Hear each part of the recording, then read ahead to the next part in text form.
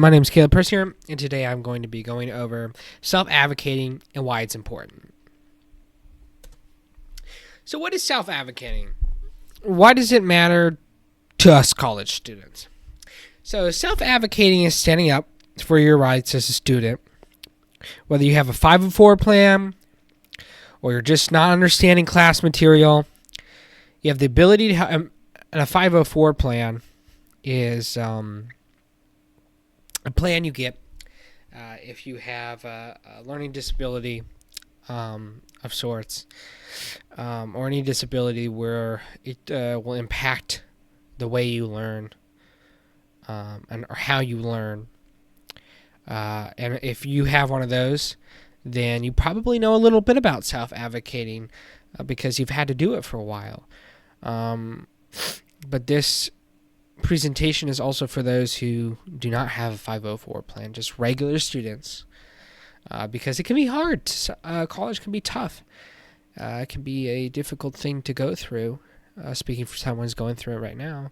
And it's always important to know how to get the help you need.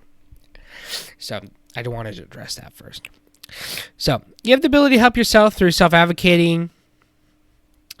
This is your needs, what you need to do, and what you need to get possibly to be a great student overall. So as a student with a 504, there have been plenty of times I needed to stand up and advocate for myself in the classroom, like on a test, for example. I get double time on my test. I have dyslexia. Well, I was never diagnosed with dyslexia, but I have a learning disability that's very similar to dyslexia. And I have a 504 plan. I get double time on test. That's pretty much the main. That's essentially the main accommodation, is what it's called. But I have to advocate that to each and every professor at the beginning of every semester, because we have new professors every semester.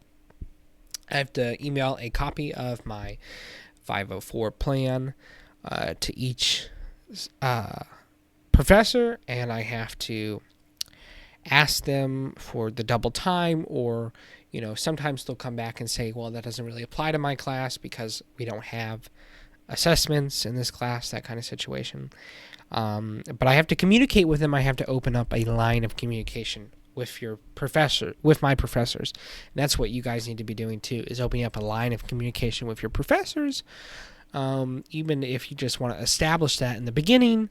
So later on, if you have a concern or a question, you can self-advocate that to them a little easier and a little more comfortable. You'll be a little more comfortable doing that. So what is self-advocating? Like, what does it really mean? So self-advocating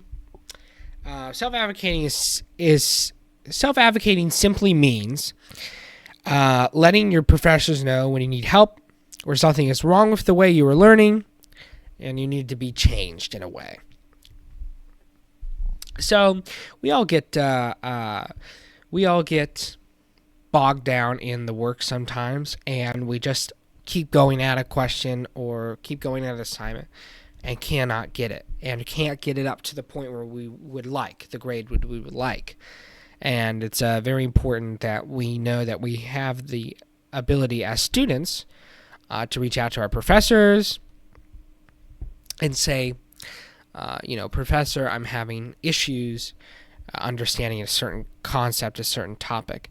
And a lot of my professors, like my microeconomics professor, she does a wonderful job at listening to students that have those difficulties on like her quizzes, and she'll have a one-on-one Zoom meeting with you. But if you never advocate that to the professor, if you never tell the professor that you have the issue, then there's no way to even get that conversation started. So you have to know what your options are, and you have to let your professors know when you need help. Remember that your professors can't read your mind. that's what it really boils down to is professors can't read your mind. You need to advocate for yourself so that they know what they need to do to help you, and they can tell you what options they have that may help you. So I think most students are afraid to stick up for themselves in that regard, but I hope to help a few of the students who are watching this get confident with practicing self-advocating to the professors. It sometimes even needs to be done on a day-to-day basis. And I can understand that some people have social anxiety, and some people fear what their professors may think of them, or if their professors may think less of them if they don't know something or they're not understanding part of the material. But I'm here to tell you that that's not the case, and they're not going to think less of you, and they're probably going to think more of you if you do have the ability and smarts to reach out and courage to reach out to them when you need help. On a little bit of research here. So a study at Midwestern University found that 32% of students with disabilities, including those with 504 plans, reported knowing how to advocate for themselves before entering college.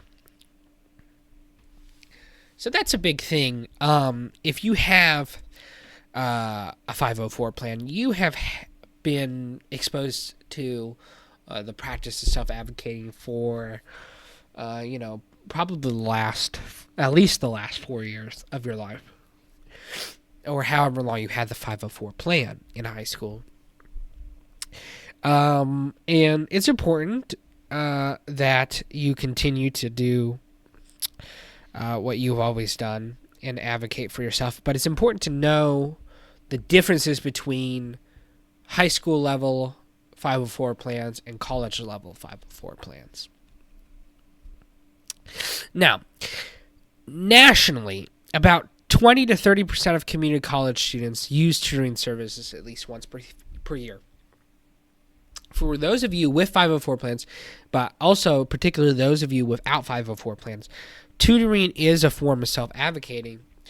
You're advocating for yourself. You are, you're telling a tutor, you're like, I don't understand this material. I'm having trouble with this. I need a little help. I need help working through this problem, or I need help working through this assignment.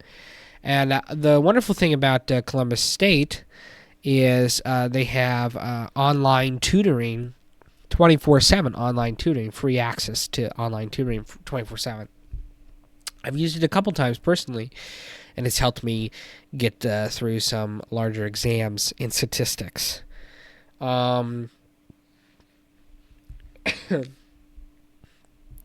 So that's important to know that you have that resource available to you. And it's good to just go through a catalog of what resources you have available to you, because each student could have different resources depending on their situation. So that's important. I would consider doing that, going through and looking to see what resources you have. Now, coming from personal experience, like I said, I personally have a 504 plan, and I've had plenty of help from the Columbus State Community College administration in general. They've helped me navigating my accommodations on tests. That's the big one. They've helped me on seeing what the differences between high school and college are for my 504 and how my accommodations carry over and which ones don't. That kind of situation. So they're really a wonderful staff, a wonderful administration here at Columbus State, and I really encourage everyone to reach out to their professors and their advisors with any questions you may have, because they're very capable and they're very nice people. Speaking of reaching out, what are some of the strategies you can use to self-advocate? Well, one of the strategies that is available to the students of CSCC is reaching out to professors. And I know I've said that multiple times throughout this presentation, but I just really want to drive home the point that it's very, very easy to reach out to professors here in this college. We use Blackboard, of course. That's where you're watching this right now. If you go into Blackboard, you guys, students, have the option to email your professors directly. This allows for easy self-advocating and allows for a easier way to open up a line of communication because that email will actually carry your class and where it's from, so you don't have to put all that in the subject line and go through all that every time. Now, I personally still do that, but it's not necessary. So it's a little easier for you to reach out than it might be in some other universities. And I found every time that I've reached out, because I have reached out plenty in this first semester, I found every time that I reached out to an advisor or scheduled a meeting with a tutor or anything like that, it's really a simplified process, and generally they get back to you very quickly. Additionally, if you are a student with a 504 plan, you have the option of reaching out to an accessibility advisor if you feel your needs are not being met. And those accessibility advisors are specialized advisors for students with 504 plans. And they just know how to navigate that space a little more than perhaps your regular academic advisor. So what should your takeaway be from this presentation? Well, 2 takeaways I think that you should have really drilled in by now. You should know how to use your resources to help advocate for yourself and what options you have at CSCC. Like I said, that's going to be your Blackboard, emailing your professors. That's going to be reaching out to tutors, scheduling on-demand tutoring through the 24-hour tutoring service that we have. That's going to be what options you have. And I encourage you all to look through Blackboard and see what options you have and what options you may have specifically. I'm not sure what your situation is. You should also now feel more confident in your ability to accurately communicate your needs to your professors. And that's something I think is important, and that everyone should be a little confident in. And it's okay to reach out and to say, I don't know what I'm doing on this assignment. I don't know what I'm doing as far as this material goes. I have no idea. Because we all have been there. We have, some of the things we have no idea. We have no idea what we're doing. And it's better to reach out and, feel a little awkward than not to reach out, and then you fail a class, and then that's going to make you feel really awkward. So that would not be good.